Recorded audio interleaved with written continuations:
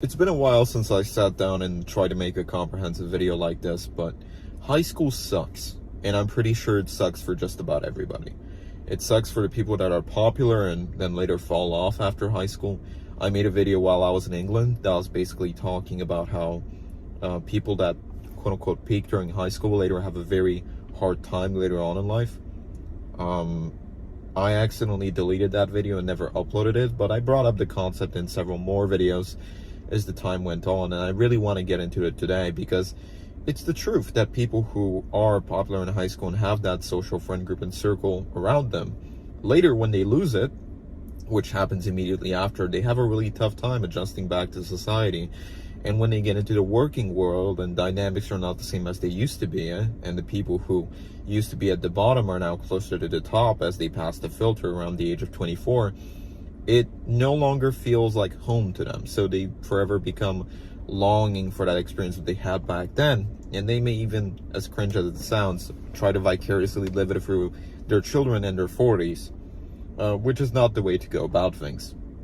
On the other hand, people that are lower down their ladder often have an easier time adjusting to real life, but it still doesn't make the fact that they had a hard time during high school any less easy, because they get immediately stuck with this burden that they missed out on a large chunk of their lives, something that is commonly talked about in the media, and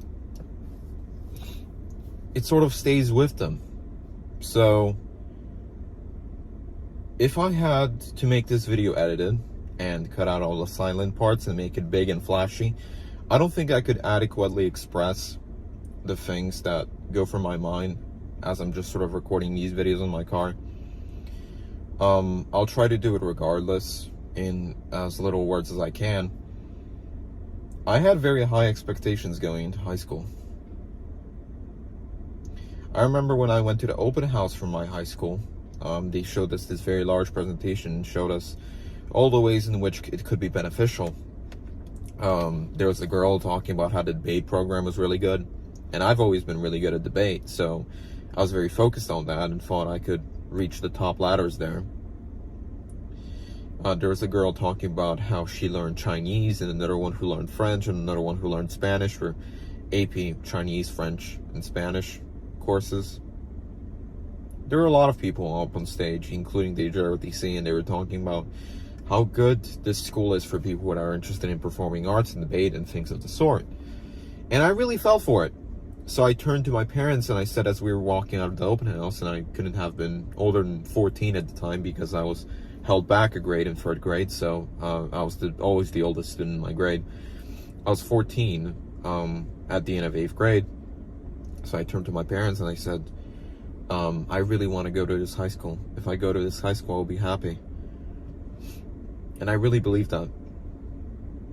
And so the day came when it was the first day of school, and because I didn't have a car yet, I didn't have this car yet, I stood in line for the bus. My dad drove me there just because he wanted to make sure that I would have gotten there in time, so he woke me up and he drove me to the bus stop just across the street. And we were sort of waiting for the bus just so he could see where it comes from, so he could be familiar with it. And that was the last time my dad really helped me school-wise, since he never really helped me with my homework or other stuff, but that's not necessarily his fault. We just stayed there in the car, and he was listening to some Polish radio news, something, because he speaks Polish. It's his main first language, even though he's ethnically like a bunch of things, and he's lived in a whole bunch of places. And we were listening to this like Polish news about politics and whatnot. Law and Justice Party was still in power back then. They recently got voted out as I'm making this in early 2024. And we saw the bus pull up. So I walk by, and there's this fat kid, and that's what he was. He was a fat kid with glasses and a greasy Star Wars shirt. And I turned to him and I'm like, hey, this your first day? And he's like, no, not my first day. I'm like, oh, are you a freshman? Or are you a sophomore? And just like, yeah, I'm a sophomore. This is not my first day. I've been here before I did this last year. I'm like, oh, okay, cool. Well, then I'll see you around. Never really talked to him again, although I saw him near the buses. And he just put us in this bus. And I was always the first one to get picked up. We were the first bus stop because we were the farthest from the school. It was over in a half an hour drive. So the bus would, for an hour, just pick up kids after us, we would get first choice in the seats. And at this time, my friend who left after 9th grade, in 10th grade, when the coronavirus pandemic really hit off, my sophomore year, he quit and went to a different school called College Preparatory Academy, something like that. But he would always, find me and sit next to me, and we would sort of drive past, and it would take an hour and a half for me to get from this bus, which picked me up at 5:20 in the morning, to the school, where I was by 6:50, and then at 7 my lesson started, my classes started. So at the beginning, we would always all sit in this cafeteria, and we were just, we were 14, we were 13, we were just talking about random. Anyways, I would get to the school at around 6 with minutes, 6:50, and we would sit in this circle, and we were 13, 14 maybe. So we would just sit around and we talk shit, and it was nice for a bit. But I remember when I walked for the first time into my first class, my Spanish class, my freshman year, it felt like something was off. It felt a lot more collegial, like chill.